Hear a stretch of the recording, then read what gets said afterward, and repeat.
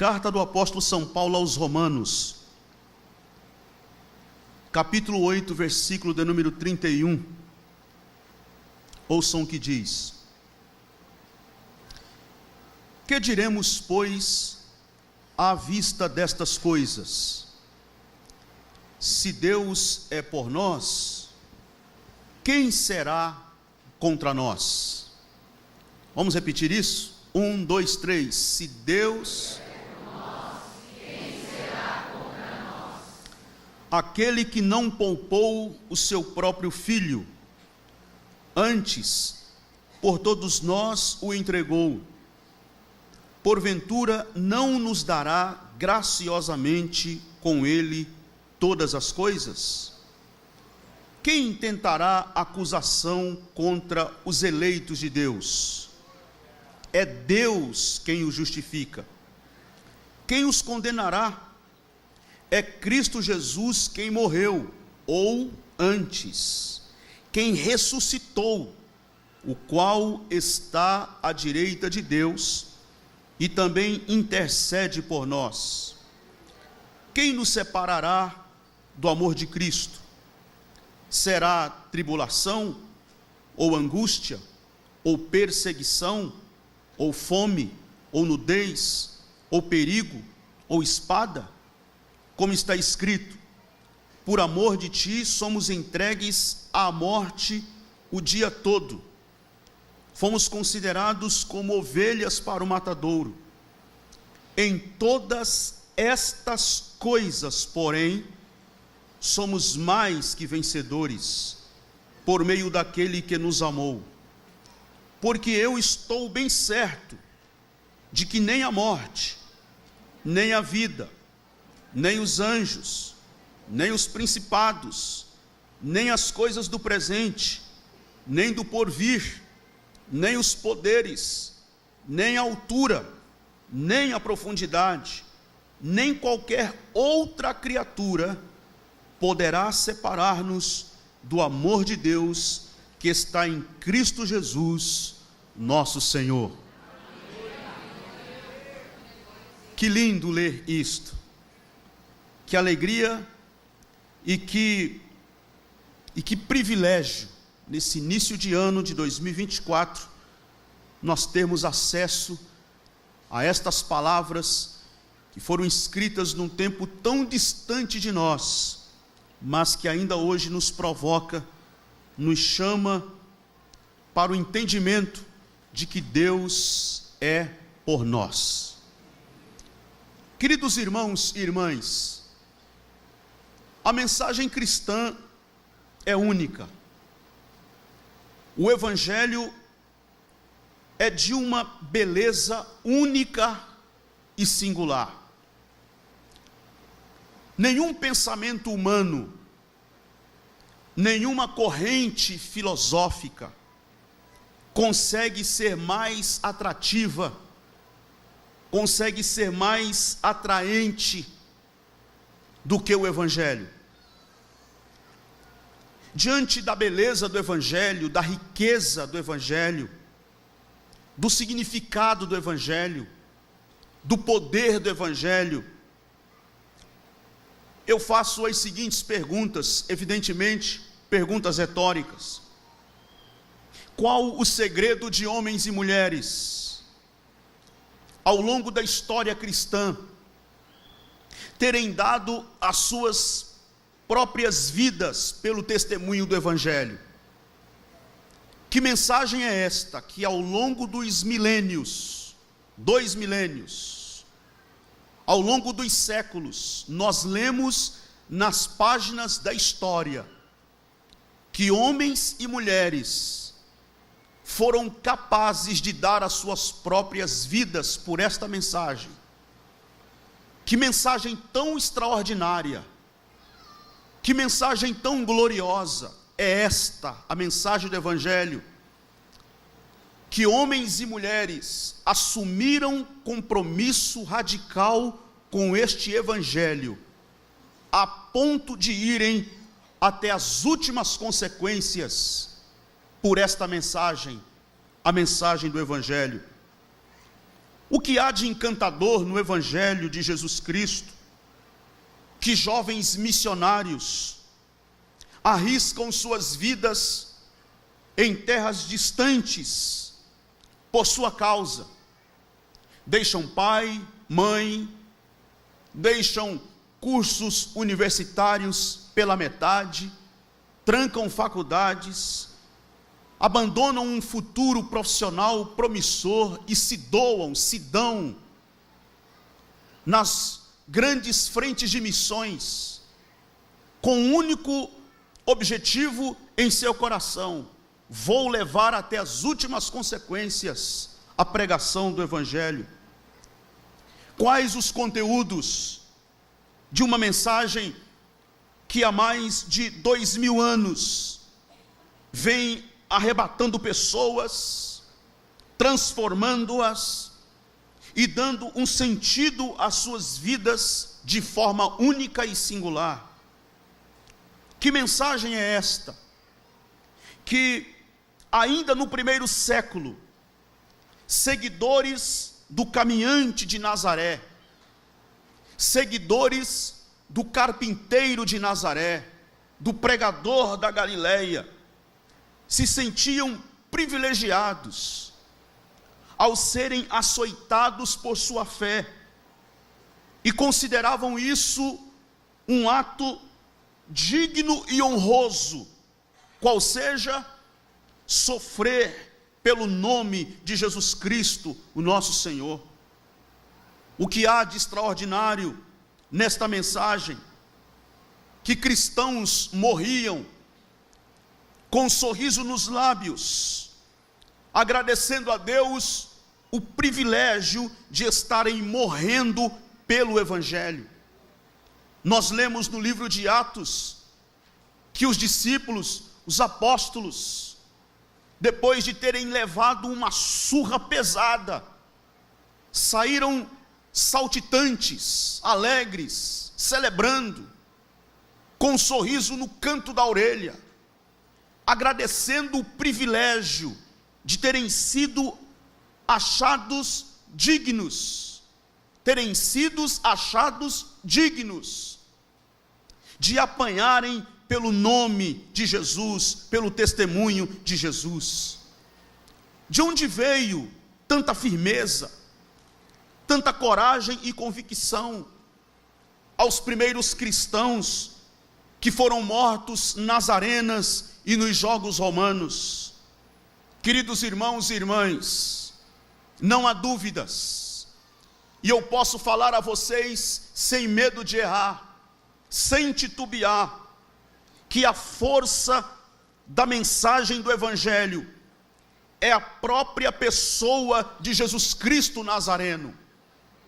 O impacto desta mensagem, o grande segredo desta mensagem, o que é capaz de mobilizar corações e mover homens e mulheres por esta mensagem, é a pessoa de Jesus, é a própria pessoa de Jesus. Quem está por trás de toda esta mensagem, quem está por trás do Evangelho, da proclamação desta mensagem tão nobre, tão extraordinária, tão espetacular, tão revolucionária, a mensagem do Evangelho é a própria pessoa de Jesus Cristo Nazareno. Com certeza é por causa de Jesus. Jesus é o grande segredo da mensagem cristã. Sem Jesus, o cristianismo é mera filosofia religiosa. Sem Jesus, a mensagem é vazia. Sem Jesus, o Evangelho perde o seu sentido, perde o seu significado. Sem Jesus, o que é esse ajuntamento nosso hoje de manhã aqui? Significaria nada. Sem Jesus, não há o menor sentido em bater no peito para assumir uma identidade no sentido de dizer sou cristão ou sou evangélico, da maneira como você quiser falar. O que faz com que nós nos agigantamos, o que faz com que nós estufemos o peito faz com que nós proclamemos a este mundo com coragem, com ousadia, com autoridade esta mensagem, é porque nós temos a clara convicção, a mais clara convicção, de que nós estamos anunciando a pessoa bendita, gloriosa, extraordinária de Jesus Cristo, nosso Senhor. É Ele, Jesus, de vida dura, simples, morador da suspeita Nazaré, o grande segredo do revolucionário evangelho que o apóstolo São Paulo, aqui mesmo na carta aos Romanos, ele teve a graça e foi muito assertivo em afirmar que o evangelho é o poder de Deus para a salvação de todo aquele que crê.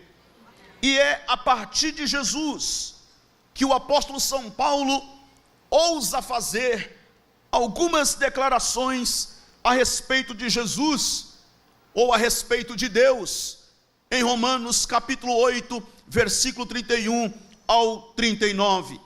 A partir de Jesus, nesses versículos que eu li para vocês, o apóstolo São Paulo faz gloriosas declarações a respeito de Deus. Vocês sabem muito bem que a carta aos Romanos é considerada um tratado teológico pelos grandes estudiosos da Bíblia. É mais do que uma carta, é mais do que um simples bilhete. A carta aos Romanos é um grande tratado teológico. Paulo tocou em muitos pontos fundamentais na doutrina cristã, na teologia cristã, e há muito embasamento teológico, muita construção teológica a partir da carta do apóstolo São Paulo aos Romanos. E no capítulo 8, versículo de número 31, o apóstolo São Paulo abre a última sessão deste capítulo de número 8, exatamente com esta pergunta: que diremos, pois, à vista destas coisas? Que diremos, pois, à vista destas coisas? A pergunta que eu faço é: que coisas são estas? Que Paulo vai fechando o capítulo 8, e na hora de fechar o capítulo 8, ele fecha fazendo estas considerações finais, com esta expressão, com esta pergunta retórica, a pergunta de Paulo, ou as perguntas, são várias perguntas que ele faz aqui. Essas várias perguntas de Paulo são perguntas retóricas. Que diremos, pois, à vista destas coisas? Que coisas são estas? Tudo que ele vinha falando antes, desde o capítulo 1 até o capítulo 8. Tudo que Paulo vinha falando desde o capítulo 1 até o capítulo 8. O mal que nos habita, a ira de Deus, a questão da lei e do pecado, a questão do sofrimento, a justificação pela fé. Todos estes pontos e todos estes temas que Paulo vem trabalhando e tratando deles, desde o capítulo 1 até o capítulo 8, Paulo, depois de discorrer sobre todos estes temas, Paulo então considera com exatamente esta pergunta, que é na verdade, esta pergunta: que diremos, pois, à vista destas coisas? É a pergunta que deflagra uma série de outras perguntas retóricas que nós vamos considerar cada uma delas aqui a partir desse momento. Ele diz: que diremos, pois, à vista destas coisas? A partir daí, ele segue com a pergunta: se Deus é por nós, quem será contra nós? Se Deus é por nós, quem será contra nós? O que Paulo está dizendo? Diante de tudo que ele já falou, diante de tudo que ele já tratou, diante de todos os temas que ele pontuou, ou vem pontuando, desde o capítulo 1, quando chega no versículo 31 do capítulo 8, ele diz: posto isto, diante disto, diante de tudo que eu já falei para vocês, Diante de todas essas questões que já pontuei sobre a questão do mal que nos habita, a ira de Deus, a lei e o pecado, o sofrimento, a justificação pela fé, eu agora pergunto a vocês: se Deus é por nós, quem será contra nós? Então aqui está a primeira declaração que Paulo faz a respeito de Deus. Qual é a primeira grande declaração que Paulo faz a respeito de Deus? A primeira grande declaração é exatamente esta. Paulo está, em outras palavras, para além da pergunta ou mera pergunta retórica, Paulo está afirmando, Paulo está declarando, Paulo está sendo contundente em sua afirmativa, ao dizer: Deus é por nós. A primeira grande declaração é exatamente esta: Deus é por nós. Porque vejam bem, meus queridos irmãos e irmãs, qual é a grande notícia do Evangelho? Qual é a mais alvissareira notícia do Evangelho? Quando nós falamos que pregamos o Evangelho, nós estamos afirmando que nós estamos trazendo uma boa nova, pregando uma boa notícia. E qual é a boa notícia do Evangelho? Qual é a boa nova que nós temos para anunciar a este mundo? A mais alvissareira notícia do Evangelho, a grande notícia, a boa nova, o Evangelho que nós temos a proclamar a este mundo, é que Deus é por nós. Deus não é contra nós. Deus não está contra nós. Deus não é um revoltado conosco. Deus não é um irado conosco. Não, Ele é por nós. Essa é a grande notícia do Evangelho. Deus é por nós. É exatamente isso que Paulo está tentando mostrar aqui. Capítulo 8, versículo 31. Que diremos, pois, à vista destas coisas? Se Deus é por nós, quem será contra nós? Queridos irmãos, a partir desta afirmativa, Deus é por nós, nós podemos ampliar aqui o nosso raciocínio, conectando com outros textos do Evangelho, como por exemplo, esta foi a mais alvissareira notícia, que foi ouvida por alguns pastores nas caladas da madrugada. Vocês se lembram quando Jesus nasceu? Enquanto Jesus estava nascendo, nos arredores de Belém, nas caladas da noite, nas caladas da madrugada, um punhado de pastores estavam guardando os seus rebanhos. Eu faço questão de ler para vocês o que está no Evangelho de Jesus segundo Lucas, Evangelho do Senhor Jesus Cristo segundo escreveu Lucas, capítulo do número 2, versículo do número 8, ouçam o que diz: havia naquela mesma região pastores que viviam nos campos e guardavam o seu rebanho durante as vigílias da noite, e um anjo do Senhor desceu aonde eles estavam, e a glória do Senhor brilhou ao redor deles, e ficaram tomados de grande temor. O anjo, porém, lhes disse: não temais, eis aqui vos trago boa nova de grande alegria, que o será para todo o povo. É que hoje vos nasceu na cidade de Davi o Salvador, que é Cristo o Senhor. E isto vos servirá de sinal: encontrareis uma criança envolta em faixas e deitada em manjedoura. E subitamente apareceu com o anjo uma multidão da milícia celestial, louvando a Deus e dizendo: glória a Deus nas maiores alturas, e paz na terra entre os homens, a quem Ele quer bem ou mal? A quem Ele quer bem. Glória a Deus nas maiores alturas, e paz na terra entre os homens, a quem Ele quer bem. Então vejam, aqui está Deus entrando na história. Se você me pergunta hoje de manhã, qual é a prova que você tem? Qual é a garantia que nós podemos ter que Deus é por nós? Uma das grandes provas, uma das grandes garantias que podemos ter que Deus é por nós, é que este Deus grande, eterno, soberano, supremo Criador, resolveu entrar na história. Eu estou aqui emprestando a fala de C.S. Lewis, em seu clássico Cristianismo Puro e Simples, que foi fruto das suas palestras radiofônicas no período da Segunda Guerra Mundial, pela BBC de Londres. E ele diz que Deus entrou na história, Deus resolveu desembarcar na história, resolveu entrar na história. E como foi que ele quis entrar na história? Ele quis entrar na história assim, nascendo de uma virgem, uma menina pobre, uma pobre camponesa de Nazaré, que estava prometida em casamento a José, que era também um pobre carpinteiro em Nazaré. E na hora de nascer, ele nasceu nos arredores de Belém, numa precária manjedoura. Foi colocado num coxo que servia para dar comida a animais. Qual é a grande prova que nós temos que Deus é por nós? Que esse Deus eterno, esse Deus grande, ele não é um Deus de lá, ele não é um Deus distante, ele é um Deus que resolveu entrar na história, que resolveu se fazer um de nós, que se fez gente.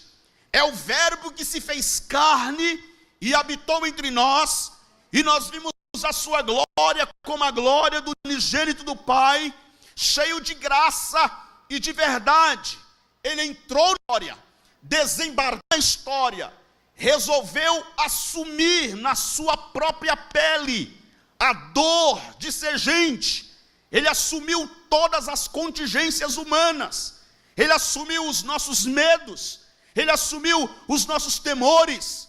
Ele veio aqui em carne, assumindo como homem, na forma humana, como escreveu o apóstolo São Paulo, que ele não teve por usurpação o ser igual a Deus, mas aniquilou-se a si mesmo, e achado na forma de servo, humilhou-se até a morte, e morte de cruz. Ele veio aqui entre nós.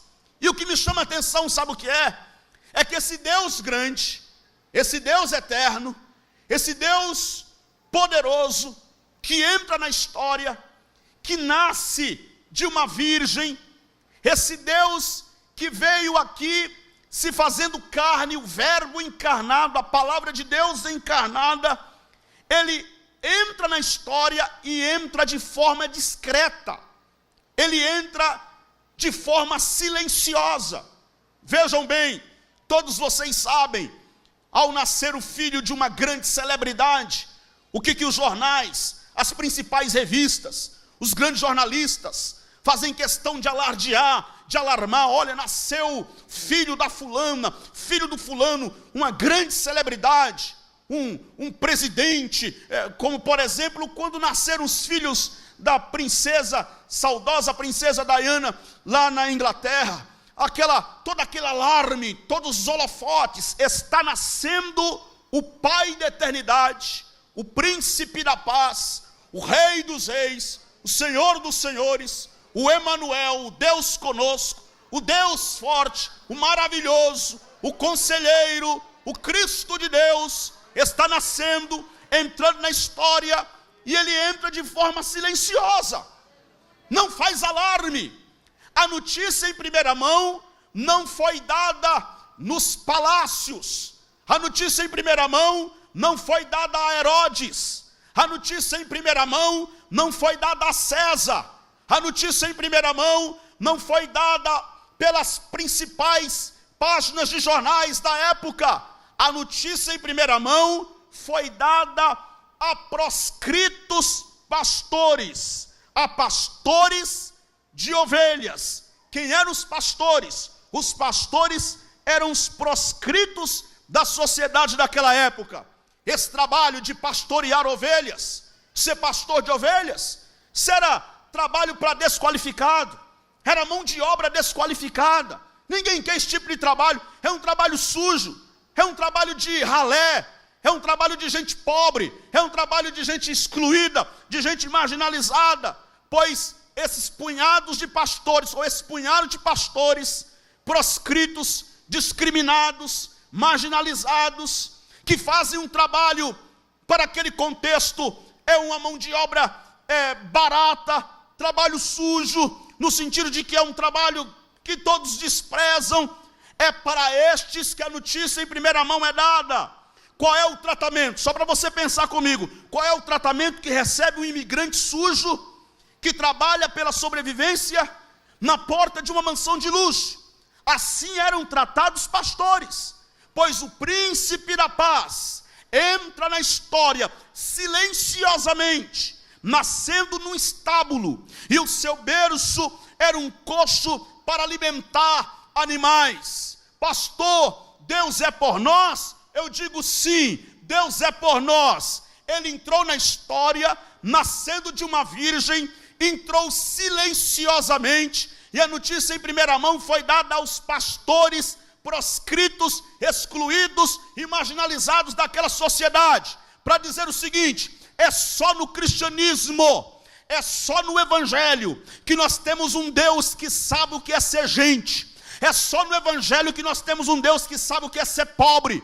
É só no evangelho que nós temos um Deus que sabe o que é morar na favela, que sabe o que é levantar de madrugada, enfrentar ônibus lotado, que sabe o que é pegar pesado, trabalhar duro o mês todo. É só no evangelho que nós temos um Deus que se identifica com a dor humana, que se identifica com os dissabores humanos. É só no evangelho que nós temos um Deus que sabe o que é padecer, que sabe o que é sofrer. Esse Deus encarnou em Jesus Cristo Nazareno, e Ele veio aqui se identificar conosco. Portanto, está claro, Deus é por nós, a ponto de sentir conosco as nossas próprias dores.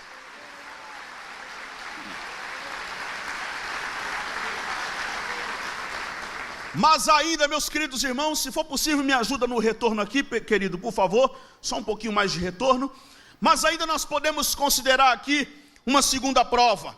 Qual é a prova de que Deus é por nós? Em segundo lugar, há uma segunda prova que eu posso apresentar aqui. Esta segunda prova está no versículo de número 32. Romanos, capítulo 8, versículo de número 32. Paulo diz: aquele que não poupou o seu próprio filho, antes por todos nós o entregou, porventura não nos dará graciosamente com ele todas as coisas? Deus é por nós. E qual é a prova?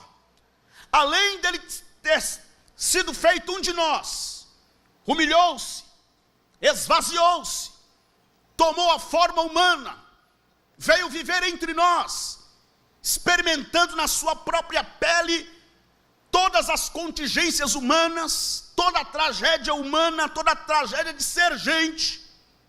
Esse Deus que é por nós não poupou o seu próprio filho. Ele deu o seu próprio filho, ele entregou o seu próprio filho. E são palavras do próprio Jesus, no texto áureo da Bíblia, centro da Bíblia, o coração do Evangelho, João 3,16, porque Deus amou o mundo de tal maneira que deu o seu Filho unigênito, para que todo aquele que nele crê não pereça, mas tenha a vida eterna. Ele não poupou o seu próprio Filho, versículo 32, antes por todos nós o entregou. Queridos irmãos e irmãs, eu não necessitaria hoje de manhã de fazer qualquer comentário de forma mais detalhada, por assim dizer, de forma mais minuciosa, por assim dizer, dos sofrimentos que Jesus enfrentou.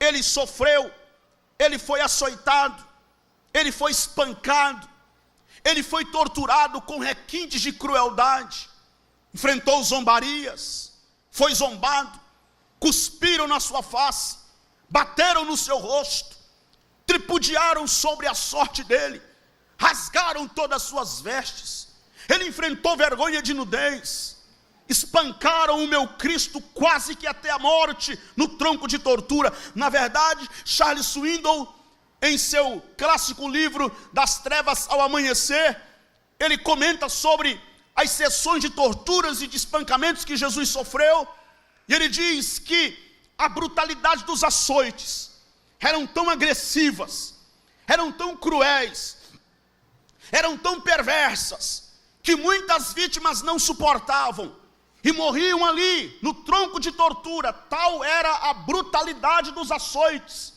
Jesus enfrentou, Jesus suportou, Jesus aguentou todo escárnio, tudo que passou, ele aguentou calado. Está escrito em Isaías, 750 anos aproximadamente antes de Cristo.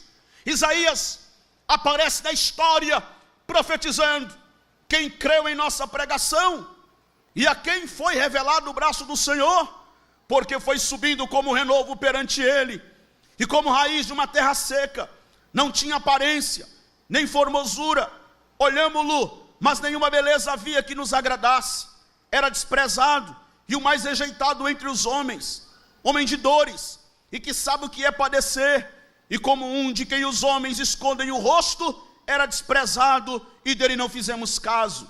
Certamente ele tomou sobre si as nossas enfermidades, e as nossas dores levou sobre si, e nós o reputávamos por aflito, ferido de Deus e oprimido, mas ele foi traspassado pelas nossas transgressões, e moído pelas nossas iniquidades. O castigo que nos traz a paz estava sobre ele, e pelas suas pisaduras fomos sarados.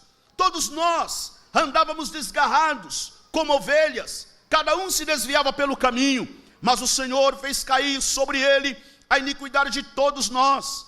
Ele foi oprimido e humilhado, mas não abriu a boca. Como cordeiro foi levado ao matadouro, e como ovelha muda perante os seus tosquiadores, ele não abriu a sua boca. Bateram na face do meu Senhor, ele não reclamou. Humilharam, ele não reclamou. Cuspiram no seu rosto, ele não blasfemou. Acusaram ele de toda forma, ele não retrucou.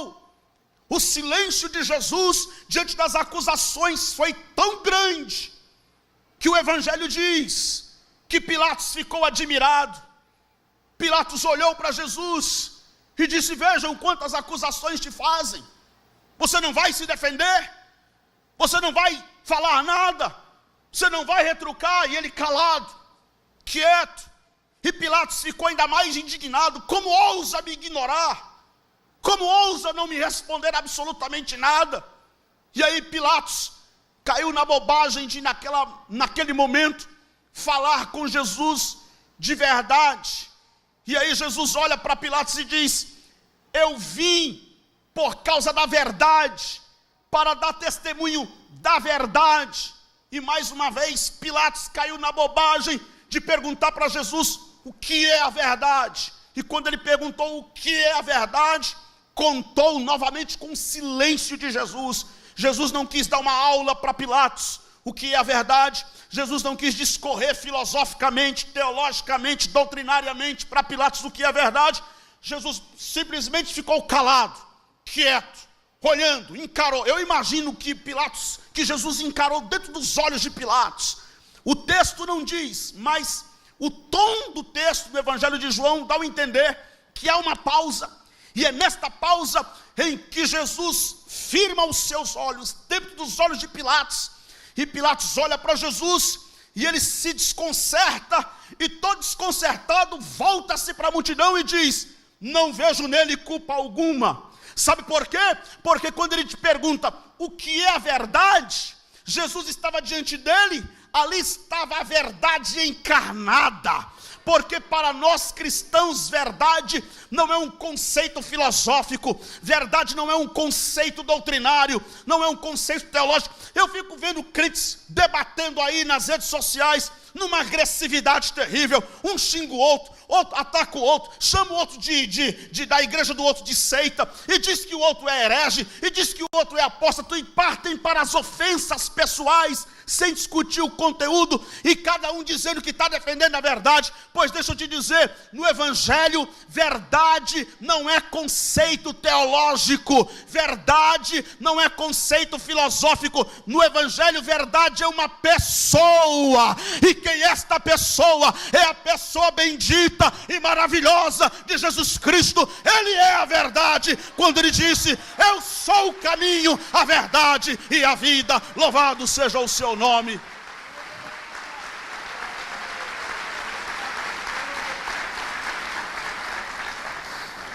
Você me pergunta hoje de manhã, todo esse sofrimento de Jesus, toda essa tortura, todo esse sangue derramado, toda essa humilhação, todas essas sessões de tortura, para quê? Eu faço questão de lhes afirmar hoje de manhã, por causa de uma palavra: amor. Amor. Deus é por nós. Como eu sei que Ele é por nós? Porque Ele veio aqui. Ele não é um Deus soberano, poderoso no trono, olhando aqui para baixo, dizendo: deixa eles se arrebentarem lá. Não. Ele é o Deus cheio de amor. Ele é o Deus todo amor, que diz: eu vou lá. Ele se despiu. Paulo diz isso: sendo Deus, não teve por usurpação ser igual a Deus, aniquilou-se a si mesmo, tirou toda a forma de Deus e deixou com Deus, e veio aqui, encarnou. Como eu sei que Deus é por nós, Ele enfrentou todo esse sofrimento por amor. E o Evangelho diz, Paulo escrevendo aos Romanos, capítulo de número 8, versículo 32, diz: aquele que não poupou o seu próprio filho, antes por todos nós o entregou. Ele entregou o seu filho por nós. Será que esse Deus ama? Quem de nós aqui daríamos um filho nosso, para qualquer coisa que fosse, para qualquer coisa que seja? Quem de nós daríamos? Pois Deus entregou o seu próprio filho por nós. Porventura, Paulo pergunta agora de novo, pergunta retórica: porventura não nos dará graciosamente? Sabe o que é isso? Graciosamente, gratuitamente, graça, sem exigir nenhuma contrapartida nossa, sem exigir nada de mim. Mas Senhor, eu sou imperfeito, mas é por isso mesmo, é graça. Mas Senhor, eu sou um pecador, mas é por isso mesmo, é graça. Porventura não nos dará graciosamente com Ele todas as coisas? E aí vem o segundo ponto da minha mensagem. Paulo declara, em segundo lugar, Deus nos justifica. Ele é por nós e nos justifica, que é a pergunta do versículo número 33. Quem intentará acusação contra os eleitos de Deus? É Deus quem os justifica. É Deus quem os justifica. E esse processo da justificação, da justiça de Deus, ou da justiça de Cristo, que foi imputada sobre nós, aconteceu exatamente no ato da cruz, da crucificação. Porque a cruz é antes que Deus chamasse todas as coisas à existência. Antes que Ele dissesse haja luz, Ele disse haja cruz. A cruz já estava na agenda de Deus lá na eternidade. O apóstolo São Pedro escreveu: Ele é o Cordeiro de Deus que foi morto antes da fundação do mundo. E agora, dentro desse espaço-tempo, há mais de 2000 anos, vem Jesus, assume a cruz, carrega aquela pesada cruz, aquela rude cruz, e do lado de fora dos muros de Jerusalém, nos arredores de Jerusalém, Ele é pregado e crucificado naquela rude cruz entre dois ladrões. Aqui está, meus queridos irmãos, um conceito básico de cruz. O que é a cruz? Qual o significado da cruz? Por que a cruz? Olha para Jesus, porque todo o significado da cruz passa por Jesus, porque o significado da cruz tem a ver com quem morre ali. E quem era que estava morrendo naquela cruz? Quem estava morrendo naquela cruz? Na cruz do Calvário, era Jesus, o Senhor da história. Era o Emanuel, o Deus conosco, o Pai da eternidade, o Príncipe da paz, o Conselheiro, o Deus forte, o maravilhoso, a palavra de Deus, aquele que esteve com Deus no começo, no princípio de todas as coisas. Tudo foi criado por Ele e para Ele, e sem Ele nada do que foi feito se fez. Quem morria pendurado naquela cruz não era o Antônio, nem o José, nem a Maria, embora muita gente antes de Jesus morreu numa cruz, muita gente depois de Jesus também morreu numa cruz. Alguns historiadores dizem que houve um tempo que Roma matou tanta gente numa cruz que faltou até espaço ou lugares para colocar madeiras para tanta gente pendurada numa cruz. Então Jesus não foi o único, não foi o primeiro e nem o último. Mas o que torna esta cruz de Jesus diferente, o que torna essa cruz de Jesus única, o que torna a cruz de Jesus singular, é exatamente porque quem morria naquela cruz era Ele próprio, Jesus, o Cristo de Deus. Quem morre naquela cruz é o Filho de Deus, é o Senhor da história.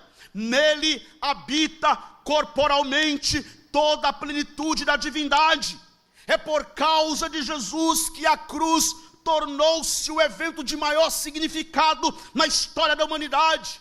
Portanto, não é redundância da minha parte, não é redundância de nenhum autor, de nenhum escritor, quando eles dizem a cruz é o centro, o resto é circunferência. A cruz é o clímax do universo, é o clímax da história, é o centro do universo. A igreja não pode omitir a cruz, a igreja precisa fazer da cruz a sua glória. Por isso o apóstolo São Paulo escreveu dizendo, na carta aos Gálatas capítulo 6, versículo 14, longe de mim gloriar-me, a não ser na cruz de nosso Senhor Jesus Cristo, pela qual o mundo está crucificado para mim e eu para o mundo. Meus queridos irmãos, nenhuma descoberta científica, nenhuma ideologia política, nenhuma corrente filosófica ou teológica consegue superar o evento da cruz, porque diz respeito, a cruz diz respeito não a um país, ou a uma aldeia, ou a uma cidade, ou a um povo, ou a uma etnia, ou a uma língua, mas diz respeito a todo o universo. Nós somos o povo da cruz, nós somos a igreja da cruz, e nós fomos levantados para anunciar a cruz vazia, a cruz de Cristo Jesus, o nosso Senhor.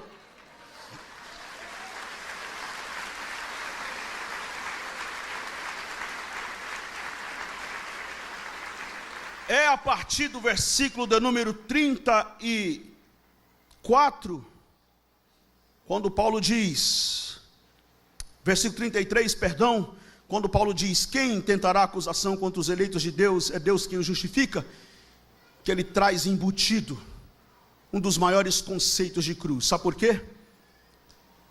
Porque foi exatamente aí, no momento da crucificação, no ato da cruz de Cristo, que duas coisas simultaneamente aconteceram. A primeira, que a culpa que era minha, a culpa que era tua, a culpa que era nossa, foi tirada de sobre nós e foi posta sobre ele. E a justiça dele foi posta sobre nós. E eu gosto de Billy Graham, maior evangelista do século 20, quando disse, venha a cruz e seja salvo. Venha Jesus, porque na cruz ele pagou o pecado de todos os homens.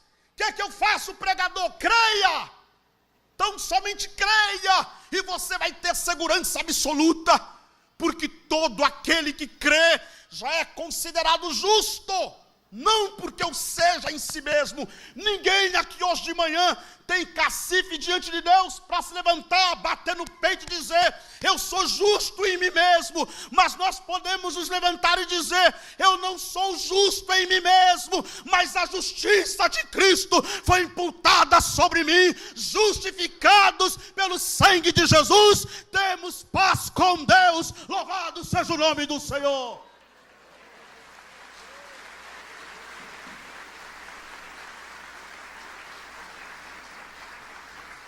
E em terceiro lugar, qual é a terceira declaração de Paulo? Paulo diz assim: não há condenação para os que estão em Cristo. Deus é por nós, Ele nos justifica, fomos considerados justos pelos méritos de Cristo. E 3, não há condenação para os que estão em Cristo. Versículo 34. Quem os condenará? Quem os condenará? É Cristo Jesus quem morreu, ou antes, quem ressuscitou, o qual está à direita de Deus e também intercede por nós. No versículo 1, que é um versículo muito conhecidíssimo, o versículo 1 do capítulo 8, o que diz? Nenhuma condenação há para os que estão em Cristo Jesus, que não andam segundo a carne, mas segundo o Espírito. O que estava acontecendo na cruz? Na cruz, Deus estava resolvendo o problema da culpa humana. Vocês se lembram de Colossenses capítulo 2, versículo 14? Que foi que Paulo escreveu em Colossenses capítulo 2, versículo 14? Que ele pegou toda a cédula que era contra nós, um escrito de dívida, que de alguma maneira nos era contrária, Ele tirou do meio de nós e cravou na cruz do Calvário. E sabe o que Ele fez? Não só cravou este escrito de dívida na cruz do Calvário,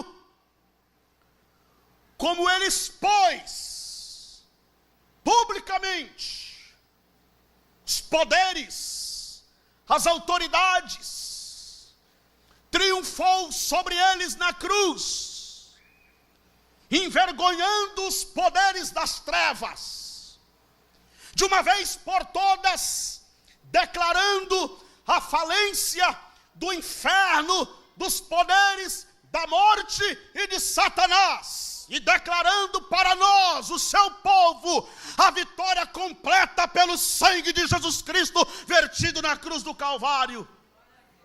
Ele estava resolvendo o problema da culpa humana, e portanto na cruz ele bradou dizendo: está consumado. Está consumado é: liquidei a fatura, a cédula que era contra nós, um escrito de dívida, ele liquidou, ele rasgou o débito, ele pagou, está pago, cravou na cruz, está consumado. E eu acho linda a expressão dos evangelistas, porque os evangelistas, quando vão falar do brado de Jesus na cruz, vejam bem, Jesus estava morrendo, entrando em processo de morte, coração diminuindo o batimento cardíaco, os órgãos entrando em falência, morrendo, Jesus entrando em processo de morte, mas permanecia Senhor da história.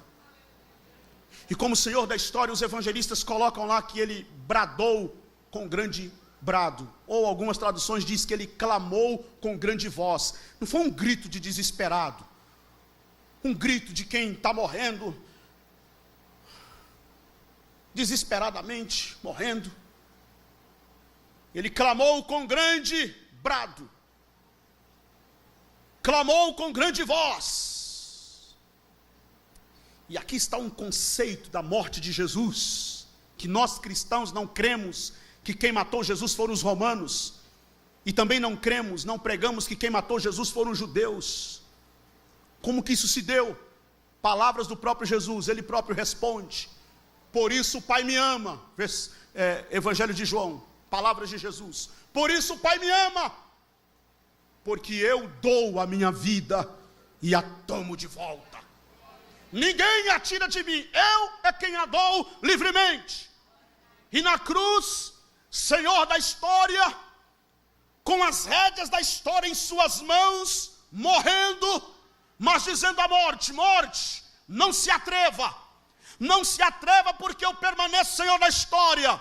Não se atreva, porque aqui você não tem o poder que você acha que tem, que você pensa que tem.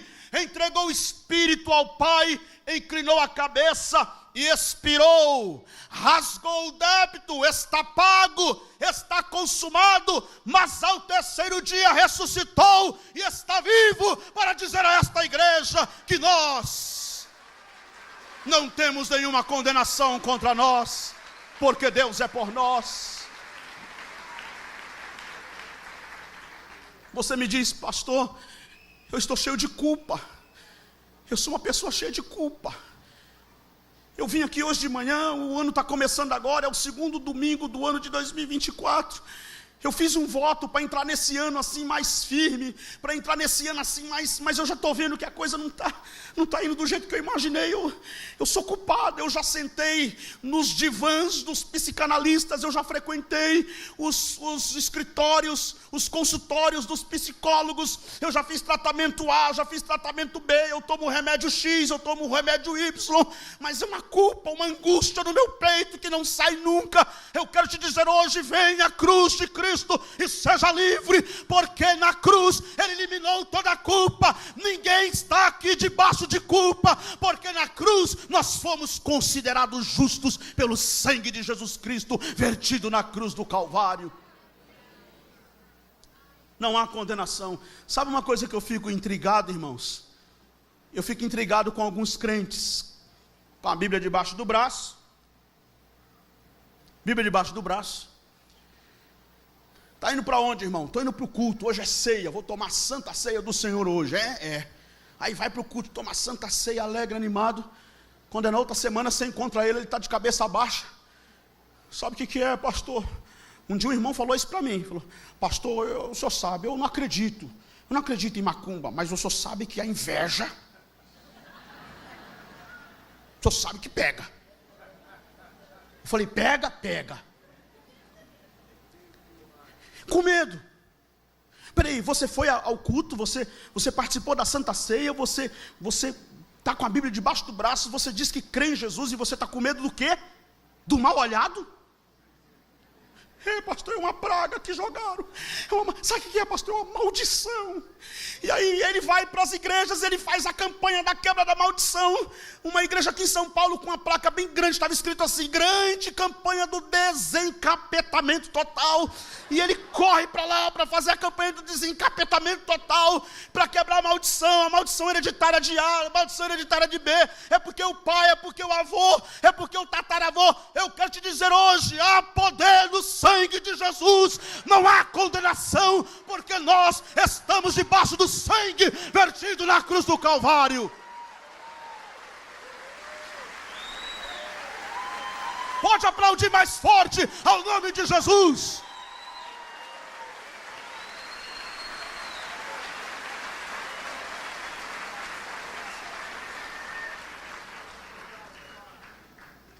Por último, para terminar, quarto lugar, Paulo faz a quarta declaração aqui. Ele diz assim: olha, o escandaloso amor de Deus destrói qualquer possibilidade de nos separar de Cristo. Vou repetir: o escandaloso amor de Deus destrói qualquer possibilidade de nos separar de Cristo. Fiquem em pé comigo em nome de Jesus. Como é que Paulo diz isso?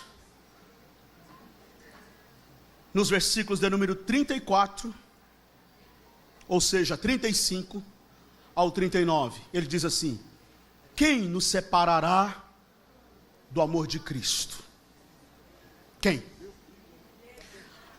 Aí ele dá uma lista de algumas coisas que poderiam ser possíveis, coisas que porventura poderiam nos separar de Cristo. Ele diz: quem nos separará do amor de Cristo? Tribulação? Será que tem alguém aqui tão atribulado ao ponto de dizer assim: pronto, essa tribulação agora, quero nem saber, estou longe, estou fora do amor de Cristo? Tribulação. E ele vai: angústia. Será que tem alguém aqui com angústia a ponto, uma angústia que seja maior do que o amor de Cristo? Existe uma angústia maior do que o amor de Cristo? Perseguição, fome, nudez, perigo, espada.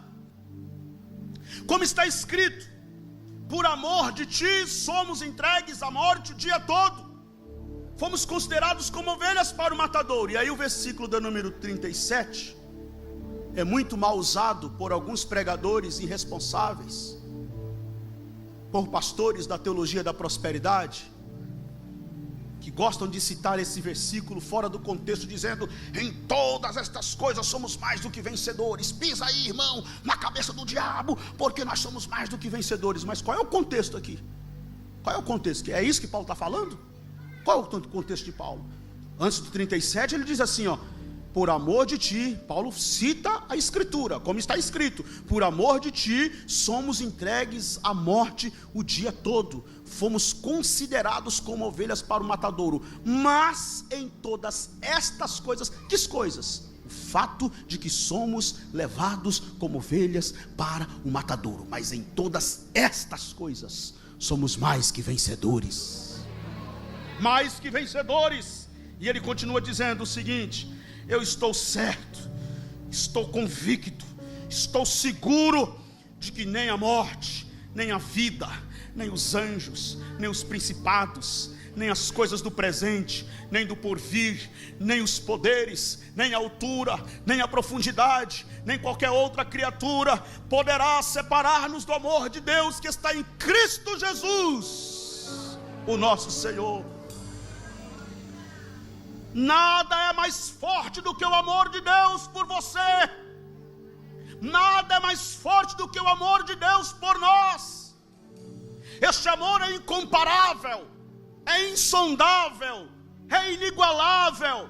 Ele nos ama incondicionalmente, gratuitamente, graciosamente, de forma unilateral. E eu quero te dizer aqui hoje o seguinte: não há nada que você faça de bom para merecer o amor de Deus. Não, eu sou um homem bom, sabe por que Deus me ama? Eu, claro, como que Deus não vai me amar, né? Eu sou bom, meus dízimos estão em dia, minhas contribuições, minha presença marcante nos cultos, eu sou bom, Deus me ama. Não, não há nada que você faça de bom para merecer este amor, e o contrário é verdadeiro. Não há nada que você faça de ruim para perder esse amor.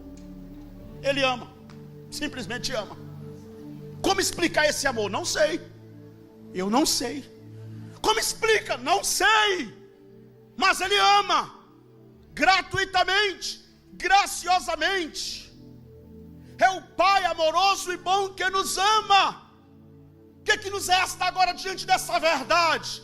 O que nos resta diante desse amor? É nos constranger, como eu falei aqui na hora da minha saudação, na parte introdutória. É eu me render a este amor, constrangido por este amor, consternado por este amor, me rasgar diante dele, me derramar diante dele e dizer: Pai, aqui estou, obrigado pelo teu amor, obrigado pelo teu cuidado, obrigado, obrigado, obrigado. E por mais que eu passe a eternidade falando obrigado, obrigado, obrigado, ainda é pouco pelo amor tão grande, imensurável, incalculável de Deus para conosco.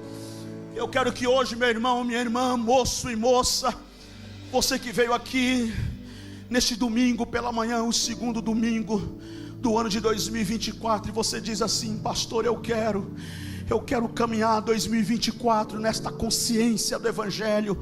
Eu quero caminhar 2024 neste sentimento do Evangelho. Eu quero caminhar 2024 com esta consciência desta declaração maravilhosa do apóstolo São Paulo, de que Deus é por nós, Deus é por mim, que Ele nos justifica, que nada é capaz de nos separar do amor de Cristo, e que este amor grande, infinito, incalculável, este amor inigualável, este amor imensurável, este amor é tão grande, além da minha capacidade de compreender, além da minha capacidade de alcançar, e este amor imensurável e incalculável é poderoso. Esse escandaloso amor é um amor poderoso para quebrar, para arrancar, para destruir qualquer possibilidade que queira me roubar deste amor maravilhoso. Se você quer hoje de manhã, meu irmão, minha irmã, mergulhar neste amor profundo, neste amor maravilhoso, neste amor glorioso, eu vou pedir que você pegue a mão da pessoa que está ao seu lado aí, ou com muito cuidado, com muito carinho, com muita licença, põe a mão no ombro dele ou dela, talvez o seu pai, ou a sua mãe, ou a sua esposa que está ao seu lado. Não sei qual é o nível de amizade, de relacionamento entre você e a pessoa que está ao seu lado, mas em amor, em comunhão, em celebração diante de Deus aqui hoje de manhã, juntamente com este grupo, com esta banda de louvor, com esta equipe de louvor, nós vamos nos render diante de Deus agora, nós vamos nos prostrar diante deste amor, nós vamos nos curvar diante deste amor agora. Os grandes reis, os grandes imperadores, os donos do poder, os donos do trono, exigem que os seus súditos se dobrem perante a sua glória, perante o seu trono, perante o seu cetro, perante o seu poder. O Deus Pai de Jesus Cristo só quer de nós que nós nos prostramos diante do seu amor, deste amor incomparável, deste amor inigualável. Vamos hoje de manhã, levante as mãos unidas para os céus assim, vamos levantar aqui um clamor, em oração, em louvor, em comunhão diante do Deus eterno. Derrama sobre nós, ó Pai, este amor que nos constrange. Derrama, Senhor, sobre o coração deste homem, desta mulher, deste moço, desta moça, deste jovem. Derrama, Senhor, derrama, faz derramar agora, ó Pai, segundo a tua glória, segundo o teu poder. Manifesta, Senhor, a tua unção, o teu poder sobre nós, entre nós, em nome de Jesus, em nome de Jesus.